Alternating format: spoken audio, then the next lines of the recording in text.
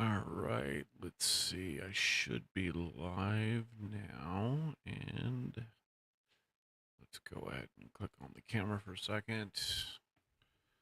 All right, we're not going to be on camera long, but today we are working on some stuff, and make sure nobody's in Discord. Nope, nobody's in Discord, so I don't have to worry about that. We are working on a campaign today. Putting together some of the back end and running a test for it. See how it goes. I'm trying to build a randomized encounter map. So right now, I kind of have the layouts for everything we're working on. Okay. Putting together some of the back end and running it. I had something. There we go. Let's get this back end going right now. Okay. CapCut message me. So far, this is kind of what I've been working with. I just uploaded all the player files. Let's see. It's what the AI is reading. Thanks. You've uploaded 3 player character sheets, but they're scans without extractable text, so I can't read their names, classes, or features directly. Here's how we can move forward. What I need from you to build a... Wait, what do you mean? That's PDF files. Bullshit, they don't have names and shit. Alright, fine. Alright, let's do it this way then.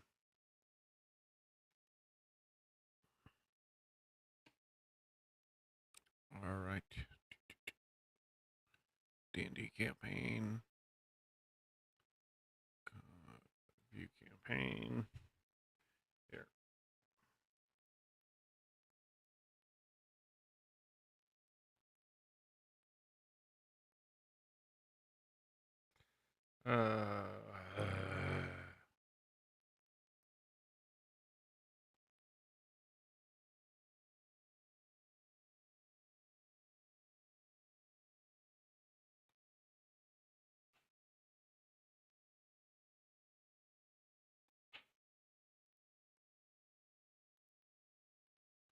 All right, so let's go ahead. I'm going to go ahead and scan the character sheets for you so that way you can read them, Mr. AI bot. So here is Scarlet sheet. All right, here's her spells. Her inventory. Got it. I can see Scarlett's character sheet pretty well. It looks like she's an Erica with the Arcane Trickster subclass. I can see her stats, spells, and inventory as you're scrolling through. Let me know if there's anything specific you want to highlight or if you need help with any details from the sheet. Just remember it real quick. We're going to move on to the next players real quick, which is Thumbelina. Thumble, whatever. We got scanning his sheet real quick so that way you understand what he's got here. Are you able to clearly see everything? Yes, I can see Thimble's sheet pretty clearly. I can see his stats, skills, and other details. He looks like he's got a pretty high charisma and some fun abilities as a bard. Let me know if there's anything specific you want me to focus on with the sheet. Just remember it so we can put it into the encounter here. Absolutely, I've got it all in mind. We can definitely incorporate Thimble's abilities and spells into the encounter with his bardic skills and spells. He can definitely add some creative solutions to the challenges. Let me know if there's any specific scenario you want to craft around his abilities, and we can make it really fun and unique. All right, hold on one more time. We're going to finish crafting this one. This is the last player sheet I have right now. Sounds good. I'll keep all of these character details in mind as we craft the encounters. If you have any specific ideas on how you want to incorporate each character's strengths or any unique challenges That is something we're going to be working on here in a second, but let's just go ahead and get you scanned through everything because scanning takes time. Okay, she doesn't have a lot of spells. That's good. All right, that's all the characters. What do you got so far now? Awesome. I've got a good sense of each character now. Scarlet is a versatile Aarakocra rogue with some fun trickster abilities. Thimble has strong bardic magic and charisma, and Umbra brings in that ranger and monk combination with a lot of agility and awareness. This gives us a lot of variety to play with when designing encounters and challenges. Let me know what direction you'd like to go next. All right, I will. I definitely will. But we're going to bring you back over here. So that way I can deal with this easier. Discord's on, not what I'm looking for. All right, so now I just got to refresh this page.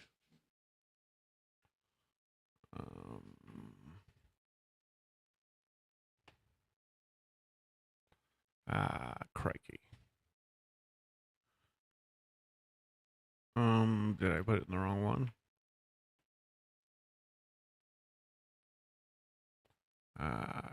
Where did I drop you? No. Hold on, I gotta find it now. Thought it was under D&D campaigns.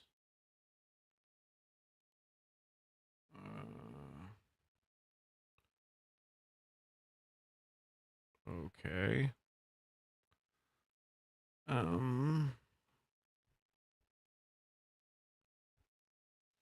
Yeah, Dungeon Leap info.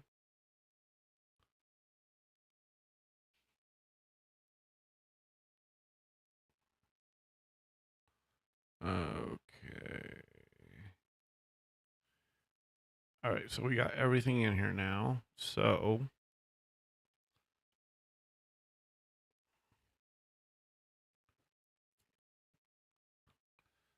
does that clarify the questions we had earlier about the players you weren't able to read the sheets? Now you're fully able to read the sheets and all the stuff we talked about.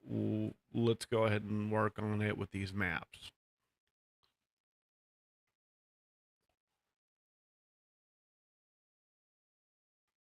Absolutely. I have a good handle on each of the characters now and their abilities, so we can definitely tailor the encounters to fit them. Let's dive into those maps and flesh out the traps and challenges in each room to make it really exciting for the players.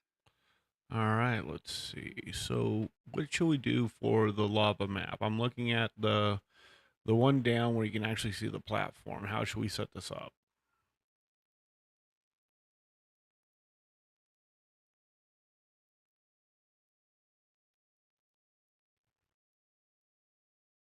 For that lava map with all the platforms, we could add some dynamic elements to keep it exciting. For example, we could have some of the platforms move or sink periodically, so the players have to time their movements carefully. We could also hide some traps or levers that control the flow of lava or open new pathways. This way, they have to use their skills and creativity to navigate safely. Okay, that sounds like a thing. Let's see. I'm trying to see. I gotta add some tokens. Um, Absolutely. Adding tokens for the enemies or NPCs will definitely help bring the encounter to life. Once you place those tokens, you can think about their positions and how they'll interact with the environment. Maybe some enemies can take advantage of the lava flows or even trigger tracks themselves. Just let me know if you need any help with the setup.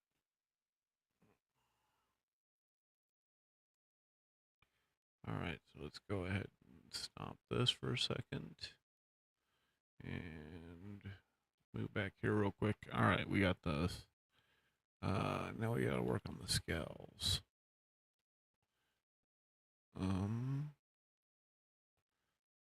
Add to encounter, hide, lock, rename. I thought we could rescale them.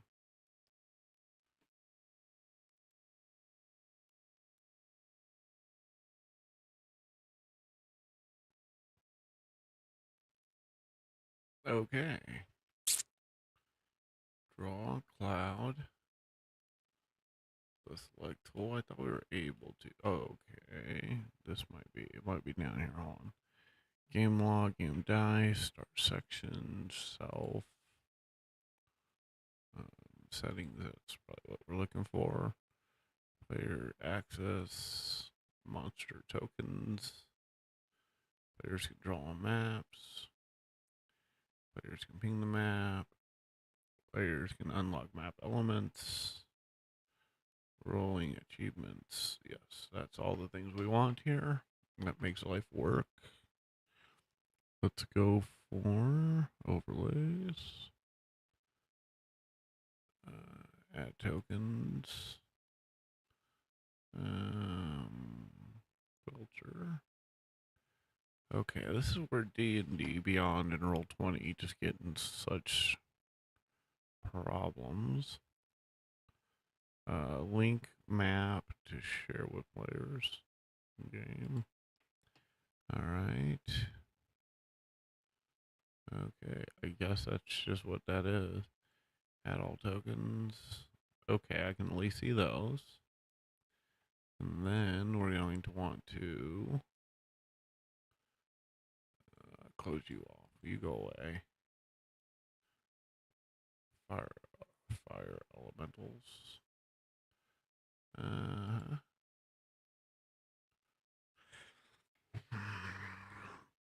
Let's type in some fire. Ooh, fire giant. Fire elementals. Large.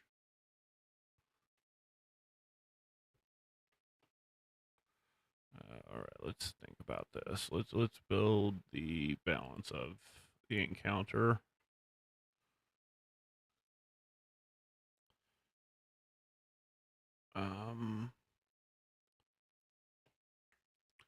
How many fire elementals should I add?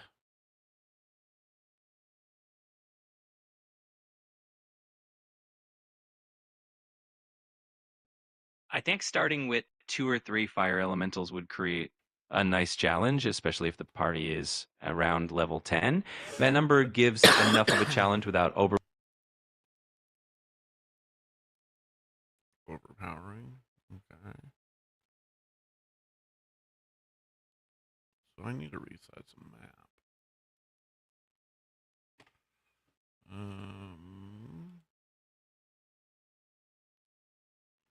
Dice logs, not what we're looking for.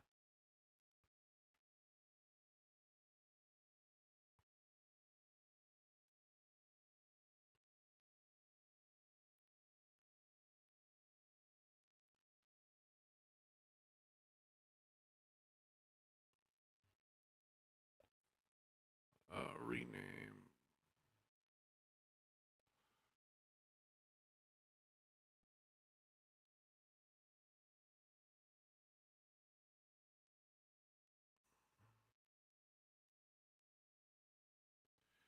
All right. So I'll put a fire elemental here. Put a fire elemental up here. Then we can hide them so they won't be able to see them. And that will be a trigger.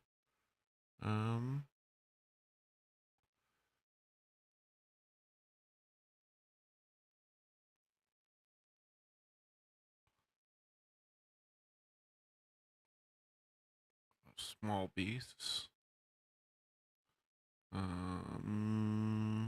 Fire beetles. Fire beetles.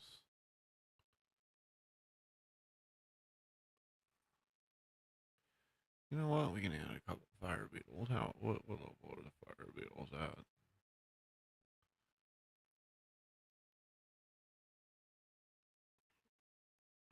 Let's see. What about fire beetles? Should I put a couple of them in?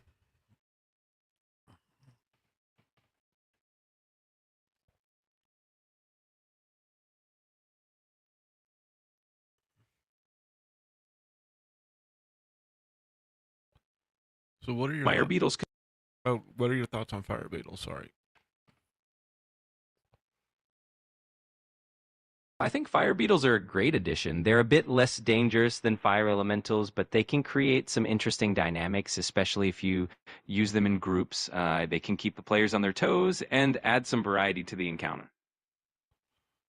Okay. Let's see. Add to the encounter.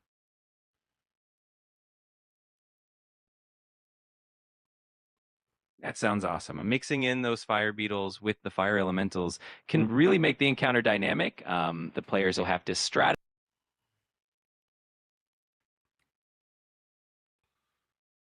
All right, this is getting a little bit easier to set up. Add to encounter.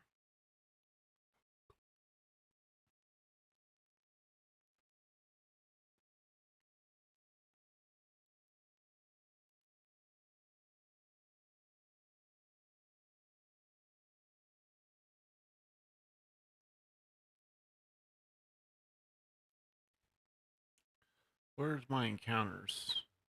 Difficulties are low. Fire elementals are high. Dude, what the fuck, yo? Fuck him.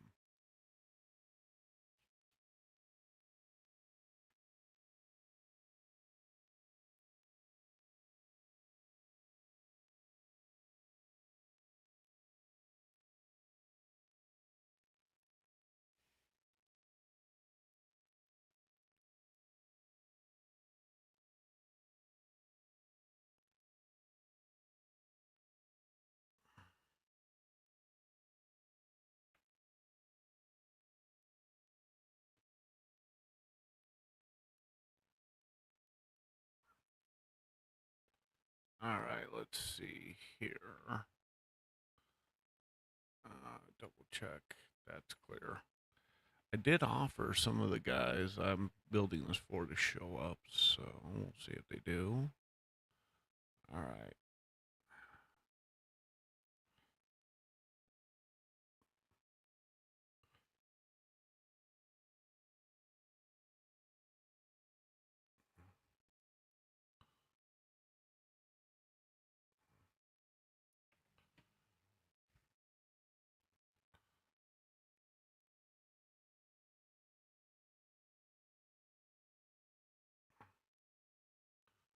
All right, chatbot. Let's go ahead and run this. All right, so I'm going to have it right now to where we're just going to run through a simulation of making sure that I didn't add too many beetles. So I added 4 giant fire beetles. They have an AC of 13 and 4 HP. So I think they should be pretty easy to kill if we swarm them. But let's swarm the group with them real quick and have you run through what you got for them to make sure they can handle it.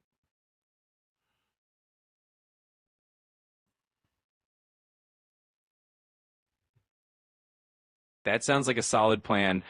With 4 giant fire beetles, they'll definitely add some pressure, but shouldn't overwhelm the party, especially if they strategize well. It's a good way to test their ability to handle multiple enemies at once. Let me know how the simulation goes. Well, I want you to simulate it. I ran 4 fire beetles and you got the player sheet. So let's go ahead and break it down.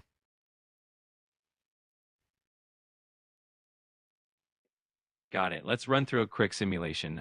With the 4 giant fire beetles having an AC of 13 and 4 HP each, they'll be relatively easy for the party to take down. For example, Thimble Mary Spark, with his high charisma and bard abilities, can likely use spells or his weapon attacks effectively.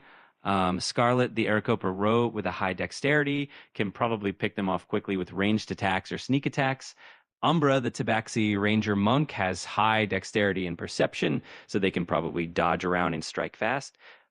Altogether, the party should be able to handle them pretty smoothly, but it'll still keep things exciting.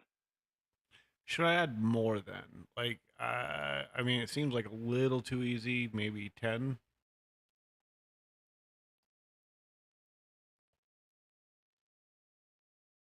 10 fire beetles would definitely up the challenge and create a more intense encounter. That would force the party to be a bit more strategic with crowd control and positioning. It should still be manageable for them, but definitely more exciting. Okay, okay, that's good to hear.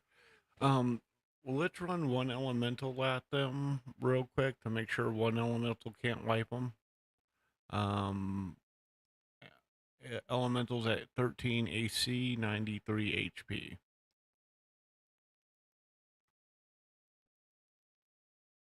Sure, a single fire elemental with 93 HP and 13 AC is definitely tougher than the beetles, but the party should be able to handle it if they coordinate well.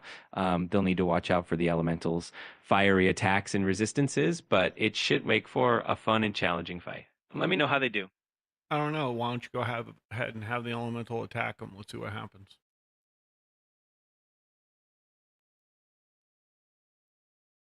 All right, let's imagine the elemental engaging the party.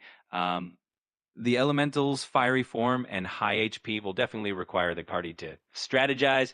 Imble can use his bardic inspiration and spells to support and deal damage. Scarlet can use sneak attacks to hit hard, and Umbra can leverage speed and agility to get in and out of combat range. I'm sure they'll do great and have fun with it. All right, all right. So that looks like we're doing something here. Heard somebody popped in and out of Discord. I didn't see them, but okay. Right now, let's go ahead. We can also share a screen of the Discord real quick, so that way they can see what we're playing with here. Uh-huh. All right, so we got kind of an encounter. What if we ran 4 beetles and a fire elemental at them at once? That would definitely make for a more intense encounter. Combining the 4 fire beetles and the fire elemental would create a nice mix of threats and keep the party on their toes. They'd have to balance dealing with the smaller, quicker beetles while also focusing on the tougher elemental. It'd definitely be a fun challenge for that. Okay, what happens if we ran both elementals and 4 beetles at them? That would definitely crank up the difficulty and make for a pretty epic encounter. 2 fire elementals plus 4 beetles would mean the party has to juggle multiple heavy hitters and a swarm of smaller foes. The party would need to be really strategic, using crowd control, focusing fire on key targets, and managing their resources carefully. It would definitely be a memorable battle. Okay, okay, good to know, good to know.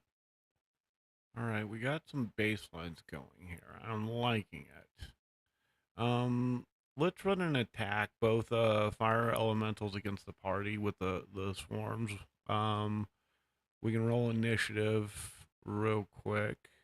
We'll have Scarlet go first. Umbra go second. Fire elementals go third. Thimble go fourth. The beetles go fifth.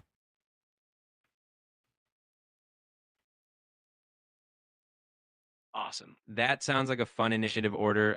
With Scarlet going first, she can get in some solid damage right away, maybe using her sneak attack to hit one of the elementals hard. Then Umbra can follow up with some quick strikes or use mobility to position better. The elementals will definitely bring the heat when it's their turn, and Thimble can jump in after to support the team or deal some damage. Finally, the beetles will swarm in last, adding that extra layer of chaos. This should be a really exciting encounter. Let me know how it all plays out. Well, go ahead and throw a spell for Scarlet real quick. Which one would you run?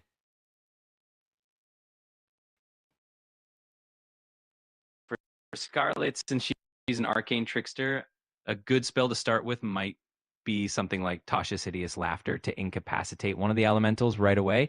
That would give the party some breathing room and let them focus on fewer enemies initially. Plus, it's always fun to see a big elemental burst out laughing. All right, well, she got it at 17, so that would hit.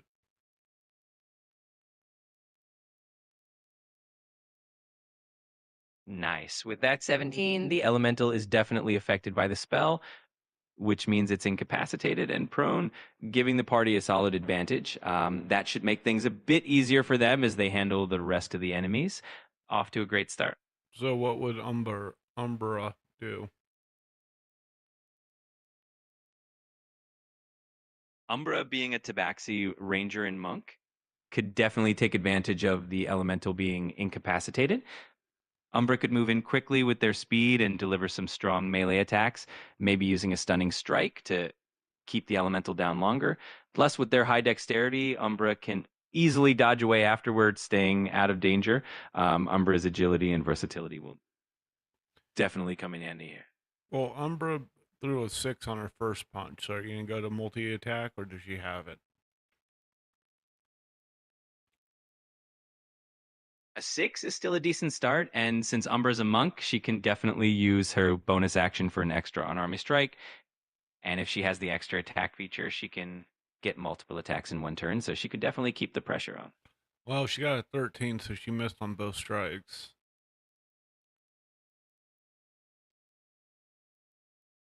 That's unfortunate, but it happens.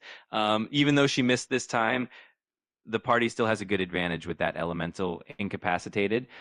Next up, Thimble can jump in and maybe turn the tide with some bardic magic or support, and the battle's still in the party's favor. Well, right now it would be the fire elemental's turn, so what would happen?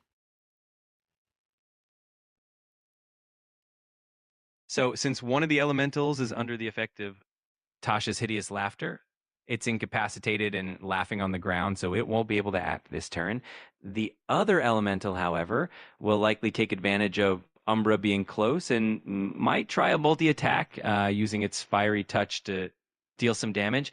It's definitely going to heat up the battle, but the party can handle it. All right, so go ahead and attack it. Attack from the second fire elemental. Pick somebody.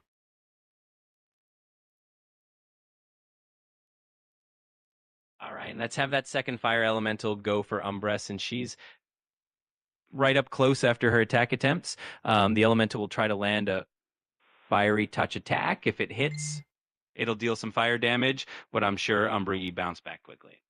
Yes, I think so too. The fire elemental rolls a 5, so it misses. Nice. Looks like Umbra got lucky this round. The elemental's attack missing definitely gives the party a bit more breathing room. Now it's Thimble's turn, so he can jump in and maybe use some bardic inspiration or cast a spell to support the team. What is bardic inspiration? A D6 or D4? At level 10, Thimble's bardic inspiration die is actually an E10, so it's a pretty solid boost. He can hand that out to one of his teammates, and they'll be able to add that D10 to an ability check, attack roll, or saving throw, which can definitely come in handy in this fight. All right, so on the D10 plus, on the D10 he got a 5 to Umbra.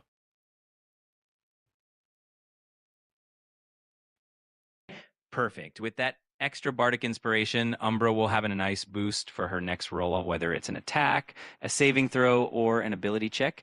That'll definitely help turn the tide in their favor. It's always awesome to see the teamwork come together like this. All right, so let's go ahead and swarm with the beetles now.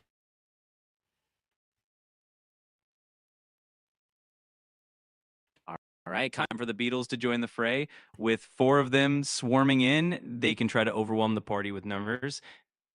Each beetle might not do a ton of damage on its own, but together they can definitely add some chaos to the battle and keep the party on their toes. Let's see how the party handles this new wave. All right, which one does beetles go to? Pick. There's 4 of them, so we can pick one goes to each, or we can pick them just attacking one. Let's have them spread out a bit to keep things interesting. Maybe send 2 beetles after Umbra since she's up close with the elemental, and have the other 2 go for Thimble and Scarlet. That way, everyone gets a bit of action, and it adds to the chaotic fun of the encounter. Okay. We'll do that. So they all go after that. What's their attacks? So let's do some D20s. 1, 2, 3, 4. A 13, a 17, a 16, a 17, and a 6. Oh, well, minus a 6.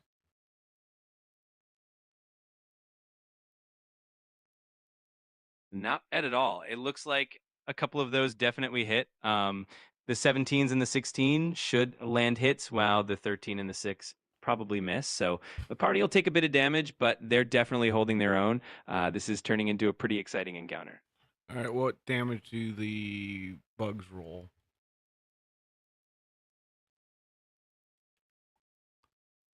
Fire beetles usually deal a small amount of damage, typically around 1d6 plus their modifier. So for each of those hits, you can roll a d6 and add their attack modifier to see how much damage they do. It's a So little sting, but it adds. we'll say we have a 4 and a 3. So let's go ahead and break that apart between Ombre and Scarlet. Sounds good. So Umbra will take 4 damage from one beetle, and Scarlet will take 3 damage from the other. Nothing too major, but definitely keeps them on their toes. This battle is definitely heating up. Now let's just say they do wipe these guys out. They trigger some traps because I'm thinking one of those it's going to trigger beetles. Like sometimes they step on stuff and it's going to just cause a swarm of beetles to come out. Another time it's going to cause the beetles and the fire elementals to come out. Another one might cause a fire giant to come out.